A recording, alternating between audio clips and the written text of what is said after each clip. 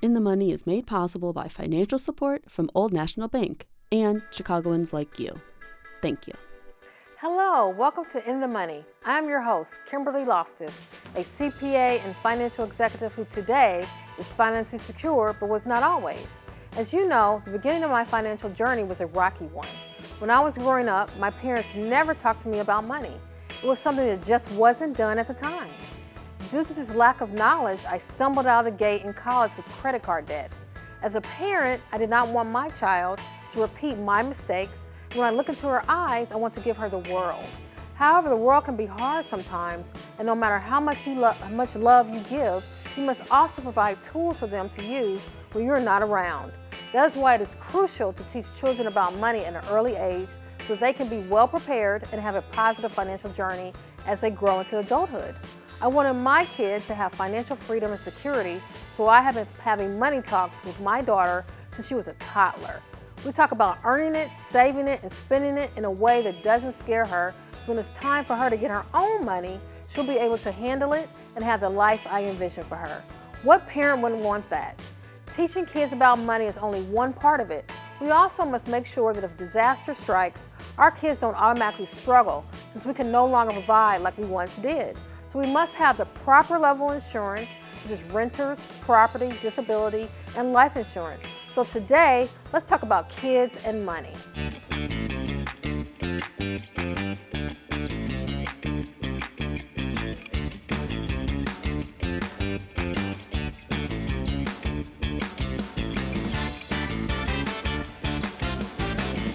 Talking to kids about money is an important part of their financial education.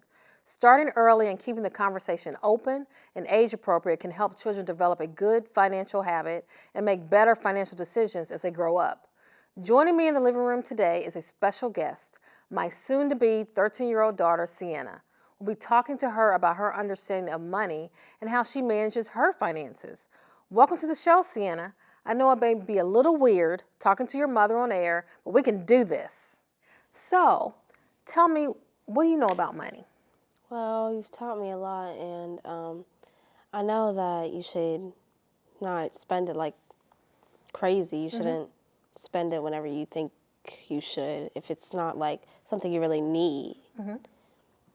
Like if it's a want, and I myself had to start doing better at that.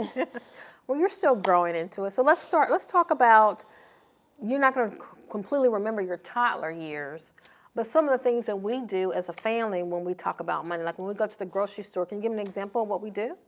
Like if there's two things that are the same thing, basically, like an orange or something, but they're from different brands, then you would want to get the cheaper one. Okay. And how do we know it's cheaper from one or the other? Because you look at the price before you just pick it up. But what about things that are in multiples? Like that's just one orange versus another orange. How about a jar of peanut butter that's 16 ounces and a jar of peanut butter that's 24 ounces? How do you know which one's cheaper? Well, of course you got to look at the price, but then you've got to be like, how much will I need? What about the per ounce prices on the label in the grocery store? Yeah. If that one's cheaper, that's the better one, right? So we kind of do that kind of math, and then we do the checkout, we do kind of the math. And then how do you use allowance? I use it on things that I want to get, like I save my money and then I can get that stuff. Okay. So when we go back to learning about money, did you learn anything in school about money? Or is it only at home? I learned how to count. I think that's true. You learned 1, 2, 3, and 4, 5, 6 how to count, and then how to add. What about, they give you any money lessons in school? No. And so the only way you're going to learn about money is right now is through your family, correct? Or if you want to learn about it on your own. Yeah. So going back to your allowance, do you earn your allowance or just given to you? Well, every week you give me my money, and then I can also earn it by, like, it's going to snow tomorrow, so if it's not that bad, I can shovel and maybe make some money. Okay. Or I could find some different chores that I could do and make some money too. Do you save any of your money that you earn? Yeah. What are you saving for? I want to save for my own headphones. What kind of headphones? The ones on my birthday list. Yes, I know what headphones you're talking about. And so how do you decide to spend something? Like that's not something that you want. You have to. It's so expensive. You have to save for it. But something like candy or things like that. The last time I wanted to get something, I really had to think about it. Like that gift card I wanted. I was thinking about it because I was doing the math and I was like, I have this much left, but I'll get this much next week. So for your online gaming, you use gift cards? Yeah. And so you use portion your allowance or your earnings to buy those gift cards? Yep. And how do you manage that? Do you feel like your age, sometimes you are impulsive and you want to buy it, but you don't really need it? Yeah, because on the game, I had that money, that in-game money, right? And it's kind of hard to save it like it is kind of hard to save when you want something. So how do you balance that out at your 12, soon to be 13-year-old age? I think about, am I really going to put this on my avatar? Or am I just going to let it sit there in my inventory forever without using it? Okay, so you make a conscious decision of something that is it kind of like a need from a gaming perspective or just a want? Okay, so how do you define money? What is money to you? What does that mean? Something valuable. And something valuable, that means you can turn it into something valuable with that money? Yeah. And do you look at your money the same way you look at mommy's money? Whose money is more valuable? Probably yours. Well, I think it's the same. It has the same value, so why would mine be more valuable than yours? Because you need it when you get older, so you can retire and That not is have to very worry true. about money. That is very true. Very forward-looking at your young age, girl. I didn't know you were paying that much attention. So yes, mommy needs money to retire, but you at a young age need money just to live as you grow older. Yeah. So that's what you define money as. Money has some type of value, and that you know that you can earn money, you can save money. What else can you do with money? I mean, if you have enough, you can actually go and buy stuff you want. Because if you keep saving and saving, one day you'll have enough to get that car you want or that whatever you want. Aren't you a little bit young to be talking about cars? You said I'm getting a car in like 3 years. It'll be fine. Okay. Don't throw my own words back at me. Yeah. So what about giving to the community? Is that something you can do with money? Yeah, you can donate it. Like, And how do you keep track of your money that you're earning and getting an allowance? I saw you had a calendar. What are you doing with that calendar? I put it up in my room and track my allowance for each Monday. And I think about how much will I have in 3 weeks? How much will I have in 2 weeks? And what about does that go into when you come to mommy and say, hey, can I do that to earn some extra dollars? Does that play a point into that? Yep. So you have kind of like a plan, like older people have a budget, and so you have like a mini budget? Yeah. Okay. And then, so you can do community, you can give, you can save, and you can spend. That's what you can do with money. Any tips that you can give anyone else out there for your age? Well, I'd say just don't spend your money crazily so you can, when you really want something or think you need something, you can get it yourself. Okay. Do you prioritize your spending? Like do you know what's most important to you? The things that I'll need later on. Is that like because we also want money to be fun. So I don't want you at 13, like, oh my God, I gotta save on this dollar. I mean, it's not like I always, sometimes I have my own times where I'm like, oh, I really want this, so I'm gonna get it. Okay. And sometimes I might spend without thinking. Okay. And so you want to work on not spending when you're not thinking. Yeah. What we call impulsive purchases. Yeah. Do you have any idea why you do that sometimes? Because I just feel the need to. Yeah, so it's emotional purchasing. Okay. Yeah. And I think that's not uncommon for someone your age. As you get older, you'll have the tools better to kind of control that. But you're still young. You got plenty of time. But what tips would you give people your age about your lessons so far about money? Well, you shouldn't think you should get paid for everything. You shouldn't get paid for cleaning your room. You shouldn't get paid for making your bed or whatever. You should get paid for shoveling the snow when not asked or something like that, or picking up your dog's poop or something. So what would you give a tip around impulsive purchasing as someone your age? How do you handle that? It's like you're not going to be perfect because you're still learning and growing, but what has worked for you when you were able to tamp it down? Just like really think hard about it and try to think yourself out of it. So maybe a tip might be take 10 seconds and count down and say, hey, do I really need this? Yeah. Or I just distract myself sometimes from thinking about that and go do something else. Well, thank you for joining me today. This has been special, Sienna, for joining your mom today, and I really appreciate it. And I love you. Love you too.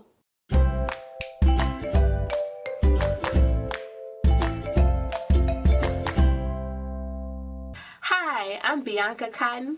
Tune in for Behind the Confident Smile, available on CAN-TV channels 19 and 21, and also available live streaming at cantv.org.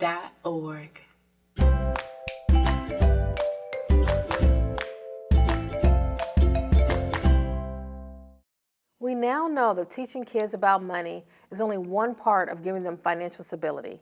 The other part is to make sure they are protected from the unexpected, and one way to do that is to have the proper level of insurance. Join us in the living room now is Flora Digby, tax strategist and financial literacy guru, is going to talk with us about insurance. Welcome to the show, Flora. Thank you for having me, Kimberly. I really appreciate this opportunity. Oh, well, thank you. So as you can see from the previous segment, we talked to my daughter, Sienna, about her understanding about money. But that's not the only way to protect our loved ones. We also need to think about insurance. What types of insurance are out there? There are many types of insurance. I mean, if you think about it, you've got medical insurance, life insurance, automobile insurance. So there are different types of insurances that you can actually invest in to keep your family safe. And so what exactly is insurance? Like, what does that do? So I think of insurance as a safety net. I think of it as an opportunity to invest in your family and to invest in your future. Oh, I like that. So but it's not only, so it's investment, not only protection? Like you said, a safety net is like two things? I think it could be both, because if you think about it from a holistic perspective, and you think about preventive medicine, your medical insurance gives you an opportunity to have your medical visits, things that you know you're going to need, glasses, braces. But then it also gives you an opportunity to invest in the future for unforeseen injuries or illnesses. Okay, so from a medical insurance standpoint, that protects your families from unreasonable hospital bills. Yes. I shouldn't say unreasonable, but just emergencies, and you have this big expense. The insurance has negotiated with different carriers to kind of lower those expenses on your behalf? Yes, and it depends on, for example, an entrepreneur may pay a little more for insurance than a larger organization because, of course, when you have many more employees, you have an opportunity to divide that amount up with smaller pieces. So it just really depends on entrepreneur versus employee, but insurance is truly an investment in yourself in today and in tomorrow. Okay, so medical insurance allows you to do preventive care to prevent some catastrophe medically, and then also if you have an injury, it protects your other assets because you have insurance to cover those costs. That's correct. Now, what about life insurance? Life insurance is another item that I think is very critical, and what we do is we actually talk to our children about that, but we use life events to talk to them about that. So, for example, if a family member passes, that's an awesome opportunity to talk about how their services are paid for, how their the items that are outstanding in their lives are handled. And so we help them understand that the purpose for insurance is to help pay for the services, to help settle any items that they have, but to also provide some type of financial foundation for the family when that person's gone. That could be the actual income earner in that family that passes. I know in my case, I have life insurance not only to cover, because we're all going to, meet our maker one day for that, but also, God forbid that, my daughter doesn't have the money for college. So then, I got enough not only to cover the minimum, but the other things that I envision for her future. Is that something that you would recommend for people to think about? Hey, what do I want for my family, and make sure their insurance covers that if they're able? Most definitely. You want to think about things that are happening today, and you want to think about the future. So in leaving a pretty decent policy, and sometimes people think about 1.5 times their actual income they're making today. Okay. But it depends on the age of your beneficiaries. It depends on where they are in their lives. For example, your daughter. she's not even in college yet. So you want to think about college and educational expenses. If you have an older child, you want to think about maybe assisting them as their family grows. Maybe they're interested in purchasing a home, or maybe they're in that position where they're starting to have children. So it just really depends on what your family structure is and what their potential may be in the future. So a lot of times when we think about insurance, we think about death, we think about medical insurance. What about disability insurance? Because most people don't die from an accident, they're actually end up being disabled. And for disability insurance, you can think about it short-term disability versus long-term disability. Sometimes when we have surgeries and we need to have a period of time off, you can actually use short-term disability for that. You may have a position where you have to be a care provider. And so sometimes you may need short-term disability, because what you want to do is make sure that there's still income coming in to cover your expenses, to make sure that your expenses are paid for, your mortgage, make sure that you have money actually to live on, as opposed to a catastrophic situation happening now. You have no income coming in. You can't sustain yourself. You can't sustain your family. Okay, and then you mentioned mortgage insurance. What about renter's insurance? So it depends on if you're either renting or you're actually purchasing a home, because there's two different types of insurances. So your renter's insurance is truly critical just to cover your personal items within your residence. But when you talk about actually owning a home, now you're not only talking about those personal items within that home, but you're also insuring the structure as well. So it depends on whether or not you're a renter or you're an owner, but that type of insurance is critical as well. Now, a lot of people believe that if I'm a renter and something happens to the property, the landlord is responsible, but it's my understanding that's not true. You really need a renter's insurance to cover those personal items. You definitely need a renter's insurance, and that's information that we should share, and we shouldn't make an assumption that people know. That's something that I've learned lately, and that I'm using knowledge as my legacy to leave to my family and friends, to share those things, because we just make assumptions that people know the difference between renter and homeowners, and even knowing the need for insurance as a whole. Now, auto insurance is something that's required by the state. Are there any other insurance policies that people should be looking at? I think if you're an entrepreneur, you want to definitely think about insurance as well. And it depends on the type of business you're in. If you're a cosmetologist, a hairstylist, you need to think about insurance, because you want to be very careful when you're using different chemicals on individuals' hair. If you have a construction company, you want to think about insurance in case there are any accidents on the job site. But you also want to think about the fact that there's warranties on some of the work that you do. So depending on what area you're in, different insurances are truly beneficial in your life. And I always go back to that. It's just an awesome safety net to help you prepare for the things that you know may come, and then the unforeseen things that come up. Now, who should they talk to about insurance to make sure that they're getting the best fit for their situation? I think it depends on the type of insurance, but you want to speak to someone that is knowledgeable. We have many people out here that have purchased insurance on their own, but they may not have enough knowledge to talk to you in your specific situation. So you want to make sure that there's someone that's been in the industry for a period of time, that they have that background, they have sufficient clients where they've actually experienced different situations. It's critical that you go to someone that has resources, someone that has knowledge, and making sure that you actually even get a second opinion. Just if you were doing a medical visit, second opinion is always good. So when I'm planning to get my insurance, what should I include in that plan? You mentioned earlier about 1.5 times my income. We also talked about thinking about the future for your family. Yes. What else should I put into that plan when I'm thinking about what insurance and how much I should buy? So when I'm thinking about insurance, I'm thinking about things holistically and your financial plan for your family. So I'm thinking about your budget. I'm thinking about what you can afford at this time and what you may need to graduate into a little down the ways. So think about the income that's coming in. Think about the earners. Think about what would happen or what you need to do to sustain your lifestyle at this time. Those are the critical issues that you need to put into play when you're thinking about the level of insurance that you need to purchase and the different types of insurance that you need to purchase. Any tips you would give our viewers out there? I would say talk about it early. For whatever reason, insurance has a taboo.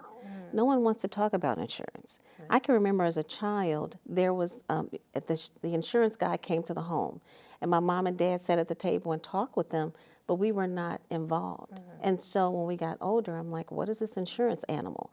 So to me, I think the earliest age that you can really start talking about insurance and that a child would understand it, anywhere between 6th and 8th grade. Because now they're at that point where you can start talking to them about money. You can talk to them about planning and about budgets, and you can use life examples to help them understand these are the things that they're going to need in the future, and these are the things that are a part of the family structure now. Now, one last note. So we've talked about insurance.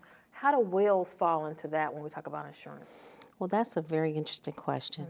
Unfortunately, many people do not have wills. And so, unfortunately, their property, their personal items may go into probate.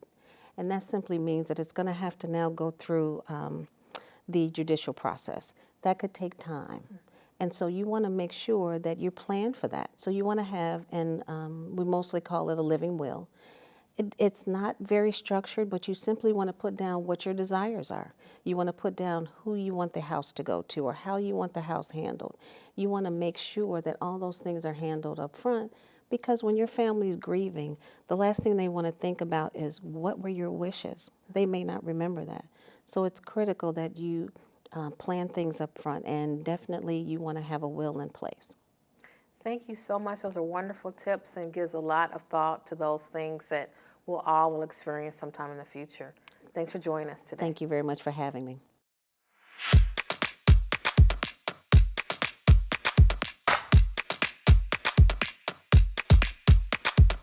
Hi, I'm Corey Timms, host of In My Own Words.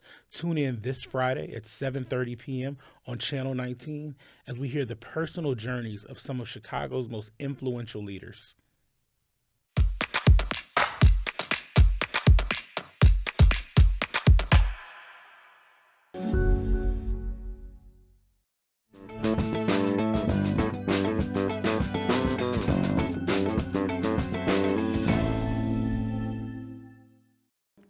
Okay, everyone, today we're in for a special treat. He was such a hit last time that I had to invite him back to the studio to share more great information about money matters with you. Please welcome back Ben Juergens from Old National Bank. Hi, Ben. Thanks for being here. What are some things we can do to teach kids about money when it comes to what banks or other financial institutions have to offer? Yeah, thanks, Kimberly. It's good to be back. So, we at banks and financial institutions, I will just say we love to go out and volunteer within our communities. And a big piece of that is going to the school system. You know, not every school teaches things about money in the classroom. So many of them rely on banks and financial institutions to go there.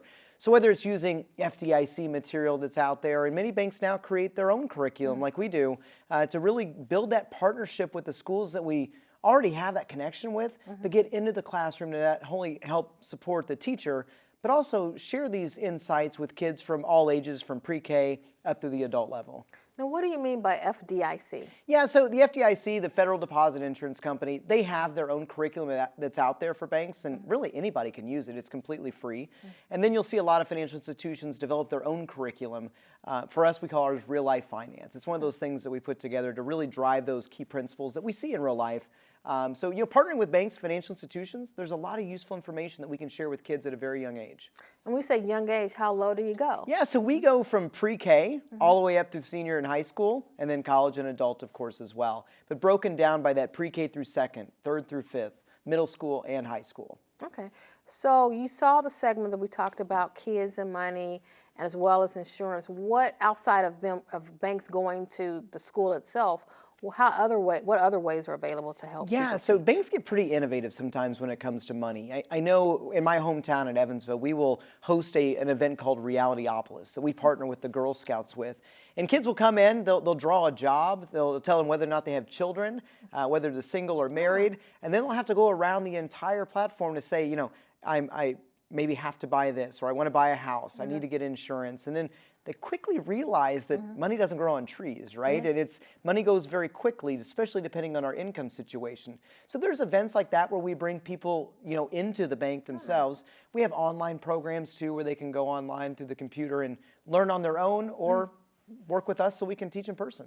Now, what financial products are out there that are available for parents or their caregiver and their kids, for kids to learn about money? Yeah, so it's interesting because many kids do learn from their parents about money, and there was a survey done recently that I think parents gave themselves a D when it came to what they knew about money, and kids gave themselves an A. Yeah. And kids were learning from the parents, so the parents worried, are we teaching the right things? So banks have material available that we will share with parents. When I teach kids, I also love to teach the parents as well, so they can have that conversation at home.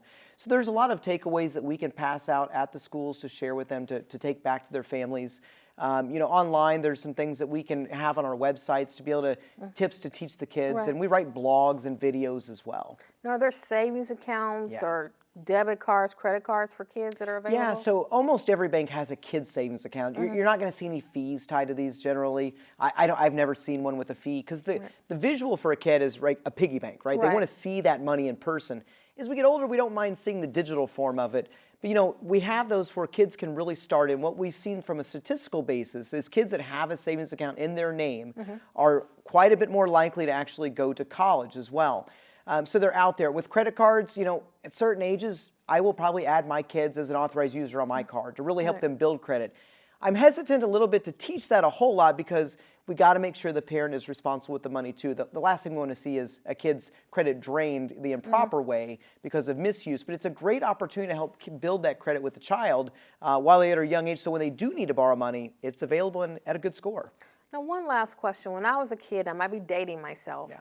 When I opened up my savings account, you had a little passport-looking book, and they actually digitally printed on there any deposit or withdrawal, so I could visually see my money grow. What do we have there for kids today for them to see their money grow? Yeah, so we've kind of gotten away from the passbooks. I remember those as well. What we really use is the online mobile apps and online banking. So what I will do is I have all my kids' accounts on my phone, and I will monitor it so they can't see everything, but they can see theirs. And every time they put a deposit in, we show that to them. You had the conversation about insurance earlier, and talking about kids with bills. I share all of our bills with our kids, because a lot of times they understand that we go to work to make money, but really don't understand all the principles of where that money goes. So I encourage parents to have that open conversation about bills, so it doesn't happen when they get into the real world, so to speak, right? But I think showing them on a digital screen, they like iPads, they like phones already, so showing them on a mobile device is a great way to see the balance grow. Perfect. Thank you so much for joining us today and sharing those tips. Thank you, Kimberly. Hi, I'm Tawana Streeter, host of DIY DEI. Tune in on Mondays at 7:30 p.m. as I discuss diversity, equity, and inclusion in the workplace.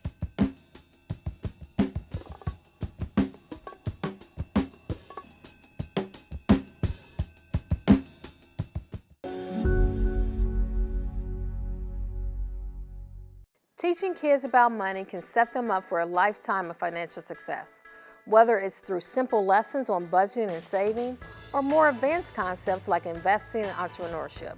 The key is to start early and make it fun. We hope this show has inspired you to have important conversations about money with the young people in your life. Remember, the more they learn about money now, the better prepared they will be to manage it in the future.